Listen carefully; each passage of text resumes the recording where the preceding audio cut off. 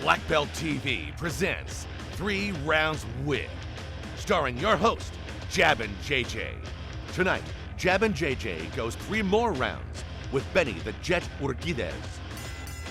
And now, here's Jabbin' JJ. Hey, I'm Jabbin' JJ, and we are going another 3 rounds with kickboxing legend Benny the Jet. So let's talk about your getting into acting after you, well, I guess while you were still fighting, you were getting into acting. Actually, my first film was in '73 called Down the Drain. Now, how I got that, I went, one of my students was an actor, and he wanted me to go and see him. I went over there, and I was watching, him and this and that, but I was in front of the camera. I had no idea. Nobody told me anything. So I went to watch him. I'm in front of the camera watching this and that. and the director, he really liked my look. And he said, I want you to come over there. And I said, me? He said, yeah. So I go over there and he says, can you do it? And I said, what do you want me to do? And he said, can you do some kicking this? I went, boom, boom, jump kick this. And he said, dang. He got him. He said, put something together. I put something real fast. And then he said, okay, come back tomorrow. I said, oh, okay. I came back tomorrow, and he said, and so the DP was saying, okay, well, what's your name? I said, I'm Benny Urquidez, and he says, well, I don't have you on the. I said, I was here yesterday, and they said, well, I don't have you on there. He said, okay, spell your name, this and this and this, and then he said, who sent you? I said, who sent me? What does that mean? Who sent me? And I said, nobody sent me. And they said, okay, well, but then the director asked me to come back on, so got me away from that, and I'm thinking, what are they talking about, man? I had no idea. This is the first, right? So the next thing I know, I did this big fight scene and this and this and that, and they loved it. And then they said, okay, we're going to, give you a hit on that. I said, give me a hit. What's that mean? He said, well, we're going to give you, $200 for what you just did. And I said, for what? He said, for what you did, we'll give you $200. And I said, yeah, if you want to give me $200, fine. I'll take it. So the next thing, they had me fall down. He said, can you go down these stairs? And I'm going down these stairs. I'm talking about concrete stairs. I do it 3 times. And so after the next day, I tell this guy, man, you're getting pretty heavy, man. And he picks up his shirt and he says, I said, what's all that? He says, well, I'm going over the table. I said, you got all that pad to go over the table? I didn't know everybody was wearing pads. I'm going down concrete, going through windows, I had no idea that everybody wore pads. That's how I learned, by the way. Just thrown into it. So my first film was called Down the Drain. The second one was called Force 5. Yes, my first feature 81, film. 81, right? And then I want to talk about Wheels on Mills, 84 with Jackie Chan, because that, obviously everybody wants to talk about that with you because it's one of the best fight scenes in martial arts movies. But when I watched it a couple times, and you don't even look like, it doesn't look like choreography. It looks like you guys are really fighting. In Hong Kong, they like to feel it's real. Yeah. Western style, they like to look it's real. The difference is they do contact from the neck down, but I have to admit, Jackie Chan had golf gloves on, and when he hit me, he truly hit me, boom, and took me the other side, and so I had these 6 Chinese guys had something here, so when he hit me, they will pull me the other way, and I said, these guys are pulling me. I said, get some meat behind it because he's still hitting me hard. After he hit me the second time, my face started swollen. And so they had to put ice on it, and so they changed the cameras and they did it again. And I said, okay. I said, that's fine. I did a spinning back kick. I kicked him right through these boxes, and he goes, oh! And I said, I said, but we became such good friends, but it was truly a lot of rock'em sock'em. Yeah, it looks like it. It was. We actually really, truly did a lot of physical contact. So you guys became good friends. What do 2 legends talk about when they're on set, just hanging around? He would sit right next to me, right next to me, put his arm around me, and his face would be right there, and he wanted to learn English. So I would teach him English, and I would be like, say, hey, let go of my neck, man. But, the beautiful part about it was he was just so natural about and everything he did. He would sit on my laps and this. He would just a funny man, but such a beautiful actor, beautiful heart, and we became such good friends because he held nothing back, and he was so open. He was free as a child. He spoke his heart, and he would speak, you know. And then sometimes at the time he was saying, "Jet, fat, drop weight," and I said, "You skinny, big butt weight," and then he goes, and so we would talk, and it would we had a, but I have to admit, for 3 months we had a black. We did it in Spain. We were filming in Spain, and then the last part, he kept on saying, "You and I, we fight," and I said, "For real?" He said, "Yes." I said, "You want to fight me for real?" I said, "I fight for a living. You want to fight me for real?" He said, "Yes." He had everybody going, everybody betting. And then it was, and so I told him, "When are we going to fight?" He said, "Soon." And then 3 weeks before the fight, I said, "When are we fighting?" He said, "Soon." 2 weeks before it was going to in Hong Kong, I said, "We're not fighting." He looked at me and goes, and I said, but he had everybody believing, but he had everybody on such energy. What makes a good stunt choreographer? What makes good stunt work or fight work? Well, you got to understand, first of all, me being a stunt coordinator and a fight choreographer, first of all, you have to have the vision of what the director wants. You need to see his point of view of how he wants to shoot it. Second of all, you need to understand how the actor, what kind of energy he's putting into it, what he's thinking when he's going to go and do this scene. So when I choreograph it, I understand how he's going to shoot it. I understand how he's going to approach it. So that way it makes sense. Do you ever seen a movie that you look at it and you scratch your head like, why did he do that? Yeah. What was the reason? All the time. So there's a lot of stunt coordinators do not follow the script. They just want to be clever and do another fancy kick, a fancy punch, but they don't follow it. They don't follow the story. So when I teach, stay with the story. So people can follow the story. But if you don't, if you're making fights that don't make sense, they can't follow it, and then they lose interest. You got to have a build-up. You got to capture their emotions. If you want to capture the audience, capture their emotions. Bring them into the story. But you can't bring them into the story if you just want to be clever and you want to be a fancy kick, a fancy punch, or a fancy backflip. I said, that's not what makes a good stunt coordinator or a good fight choreographer. That's what made me so successful. Obviously. I know you've trained a lot of big names, Tom Cruise, Jean-Claude, Nicole Kidman. The list goes on. John Cusack is one of my favorites. I got to talk to him for a little bit, and he talked very highly of you. He loves you very much. Beautiful man. He's a great man. Can you tell when you're training for someone for a movie what their BS level is? You know, most people that look, I tell them right off the bat. Yeah. I always look at them in the eyes, and I say, "Look it. Please tell me what you can and cannot do. Tell me your strong points and tell me your weak points, that I may put your strong points on camera and shy away from your weak points and take them away. So I'm here for you to make you look good. The only way that's going to happen is we need great communication. And the only way that's going to happen is tell me what you really can get away with. Because in the moment, in your eyes will tell me the truth. Whether you're happy, glad, mad, sad, I'll see it in your eyes. Your facial expression will tell me what you're feeling. Your body movement will tell me your experience. Like that. I said, so right off the bat, let's start off, let's have a relationship, that we're right up front, nothing under the table, right up front. And I guarantee you, I will bring the best out of you and you will be proud. I will make you proud. We'll be right back with more 3 Rounds with Benny the Jet.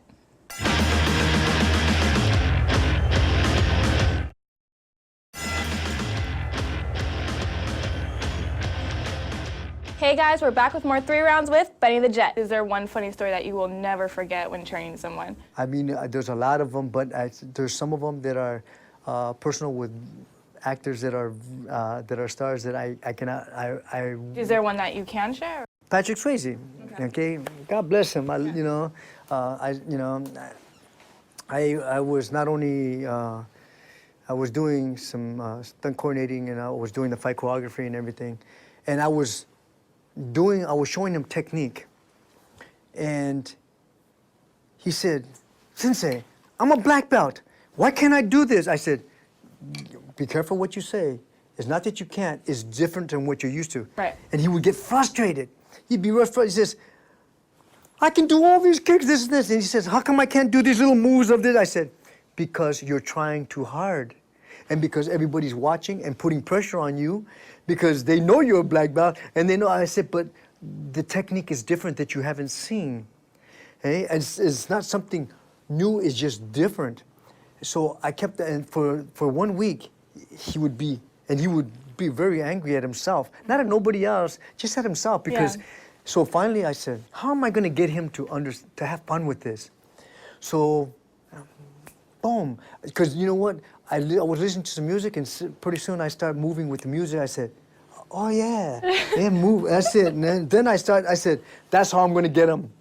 I got some great music, and I told him, listen, Patrick, listen to the words, listen to the beat. And I put on the music, and then he started doing, and I said, move your body. I said, now side to side, side to side. Feet together left leg, feet together right leg, pop left. And next you know it, he was so into it, he even forgot that he couldn't do it. He was doing technique that was incredible. Yeah. All I had to do was put music to him that he was able to connect, not here, that felt right to him.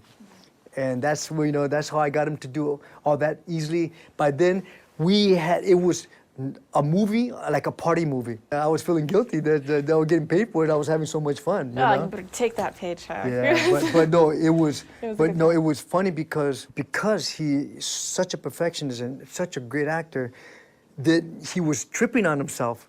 And you should see when he was getting mad at himself that his body movement. And it took me so hard not to laugh and not to smile because it was so funny watching him. I said, oh my God, I said, I can't believe that, And I said, I got to break him from that. And we became very close friends, and we talk about that, He says, I can't believe that how upset I was, And he said, and you turned it around like that. All you had to do is put music on. And I said, well, I mean, obviously, that's what you do. You're a dancer. Right. So I just got to bring that dancing, fighting out of you, and so I did. I never tell that story because, again, he never, everybody would say, nah. Patrick had no rhythm. This I said, no. It's just at the time he tried so hard that he was tripping on himself. Right. But, I have so many, was, like, for instance, with Brian Dunne. Brian Dunne was, I would tell him, I introduce myself, he says, so what are you gonna teach this old fart, man? And now, I took, actually in 3 months, I took 42 pounds off him, and he was fighting in the Gladiator. Mm-hmm. And after, and he would always come in and say, what are you gonna teach me? Look at me, how are you gonna teach me to be a fighter and this and that? And he would always wanna be by himself. And I had everybody, Diane, Cuba Gooding Jr., all of them. I had them all working together, and I had a big team. But he didn't want, I'm gonna do it by myself because he was embarrassed. Right. And so finally, pretty soon, I would get everybody around him, and he would start to, I just started wheeling him in, and finally he got caught into it, and then he started working with everybody, and he started realizing he can do it. As he didn't realize how much weight he was dropping. Okay? And he actually dropped 42 pounds into the fight of Gladiator. And, but he was one that, like standoffish, yeah. I can see that. I think I'm that way sometimes. It's understandable. Other than helping people on set, rumor is that you help a lot of people off set.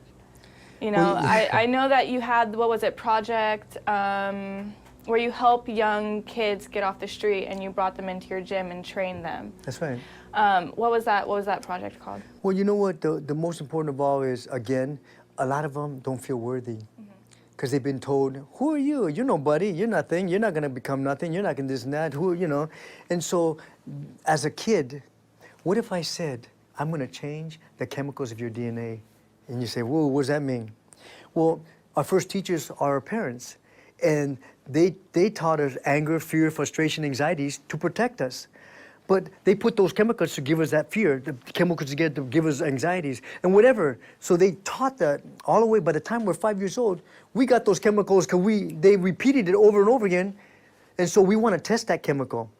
We want to test, all that emotion from 5 to 8. We're testing it. Didn't I say not to test that? Didn't I say not to go out there? Didn't I say not to climb that? La la la la. So now we're 8 years old. We want to be clever and see if we can get away with it. If I go in that room, I know I'm going to get in trouble, but can I get away with it? Yeah. So we start testing it. But by the time we're teens, 12, 12 years old, 13, little boys are having, a couple of pubic hairs and their voices changing. I'm a man now, I don't want to be told what to do.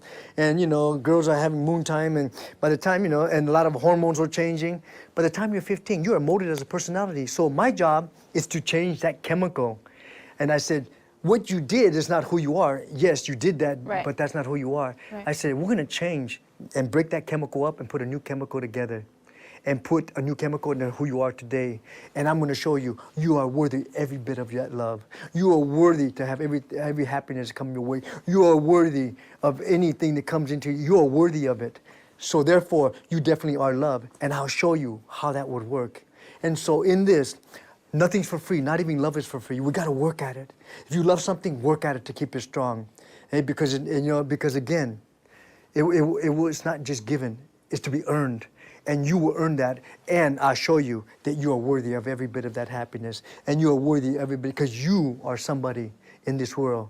You have a voice, and you have something to say, and you will say it to the world, and they will listen to you, because you are that, all that.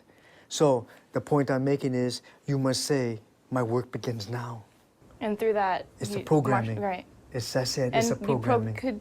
So martial arts is a way to achieve that, Well, because again, everybody can relate a physical point of it. So if I bring it into a physical point, like for instance, I teach what is called internal training. It's an internal alignment mentally, physically, and spiritually. Body has muscle memory. So what we call the woundology.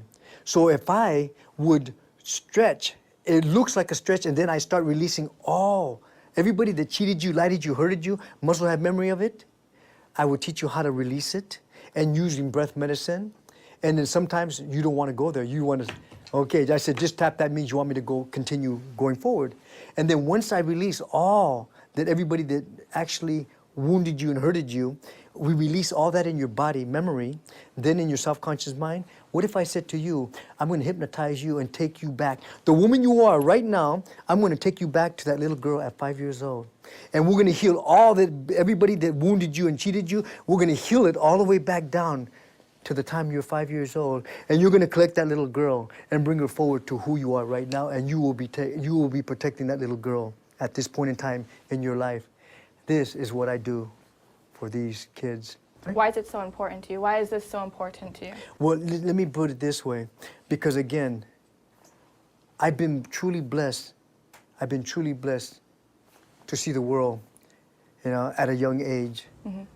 I've done more than most people have done in a lifetime, from movies to books, to videos, to TV, to creating equipment and so forth. I've done a lot. And we learn 4 ways. We learn to memorize. We learn to do it until we know it. We learn to own it, and we learn to give it back. I'm giving back because of everything that was given to me. I asked Maker, and this is not a religion, but I'm a very spiritual person, and I asked Maker, please use me as an instrument of His love, that I may be able to so let my words be healing instead of damaging. Let my intentions be good instead of, for my own self. Give me sight that I may see my gifts that I may collect and give to others. Allow me to have the courage to do something I couldn't do yesterday that I may do today. And if that's asking for forgiveness or giving forgiveness, so be it.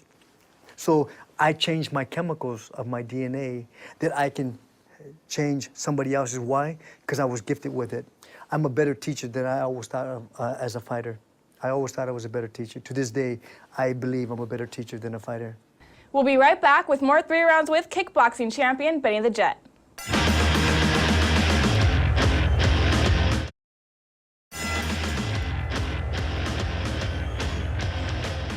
We're back with more 3 Rounds with fight coordinator Benny the Jet.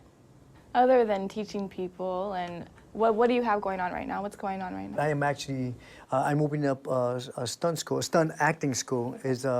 Stunt acting is for actors that want to be able to do their own stunts, and for people, 3 categories. One, they just want to go in there and try it just to see what it feels like.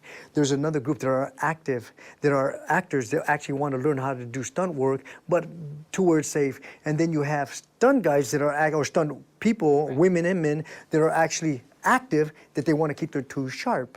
So I teach in that. I teach anger management. I teach power speaking classes. I teach what they call being able to sell yourself. In other words, bring the best out of you in front, whether it be live audience or whether it be in front of a camera and so forth. So I teach people how to sell themselves. And sell themselves means this is who I am, and this is how you can sell yourself forward. It doesn't matter what it's for. So I have a lot of knowledge, and I have a lot of experience, and I want to be able to give that before I leave. Because shame on me if makers should come for me right now and I didn't get a chance to pass it on to everybody else, because my job is hopefully that I can give of all my experience to these youngsters, that they may do something better than I did with it. I pray. I'm counting on. That's it? Is that all you got? That's it? Oh, I got a lot more than that. But, how long do you have? Man? My whole life, Benny, my whole life. Wonderful. But the beautiful part about teaching is about, people can pay me certain money to do a certain thing, but they can never pay for my essence. My essence I give freely. The love for what I do is because I can, and because of all the experience I've had, that I'm so blessed that my head's not twitching after all the fights I've had, and, right. That I go to sleep with no pain, wake up with no pain, and I'm grateful for that. And as you can see, my hands is the only thing that's been so beaten up for so many times, but they still work beautifully. I could have been a pianist. But, the beautiful part, I think that it's about giving. A lot of people, for the longest time, I didn't know how to receive. I'm a giver. Mm-hmm. And a student of mine came up to me, and it was my birthday, and I saw this knife that was beautiful, but I knew it was expensive. And this person, they were my students. It was his wife and 2 kids, and I found out that they were living in their van, and they bought this beautiful knife, and they told me, and they were so excited to give it to me. And they gave it to me, and I was excited. I opened up, and I saw this knife, and I knew it was expensive, but I knew that I just found out that they were living in their van. And I said, what would please me for my birthday if you would take this and get your money back and have a nice dinner, take the kids to the show and this and this. And the wife put her head down, and the kids put their head down. And he says, you don't want our gift? I said, I know you're living out of your van, this and that. I would like you to, it would be great. And he says, but Sensei, why would you cheat us from our gift? Why would you cheat us? And I never thought about that. I said, well, give me back the knife then. And I took the knife back, and I said, thank you so much. Yeah. Did you know in 2 weeks, he got a job? Why? Because I accepted it, and he was gifted. Not that he gave me something, but he was so excited that he was such energized. But when he was talking to someone, they said, I like your energy. Come and work for me. And then within a month and a half, they got an apartment. And so you see, it's not only giving, but it's learning how to receive as well. There's got to be a balance in life. I once told my wife, that too much love is not healthy. And she fought me. She said, how could too much love not be healthy? She said, matter of fact, the more love, the better. And I said, well, you know what happens when you love somebody or love something so much? It changes into a need, gotta have, a want. It becomes a need that, that you don't love me no more. You don't listen, right. and it changes. But when there's a balance in love, because I love you, I care about you, and so forth, there's a balance in that.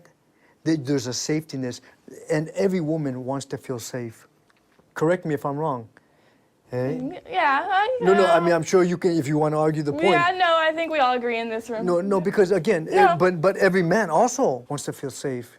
And there's a safetiness and when you're with somebody. So I think that, that in life itself, that there's always about feeling safe. When you feel safe with somebody, it's because you earn that, and you're able to, it's because when you look for a mentor that makes sense to you, not here, but here feels right to you, whether it be a he or she, then even though you look for something wrong with that mentor, just in case they reprimand you, you're going to say, well, what about this?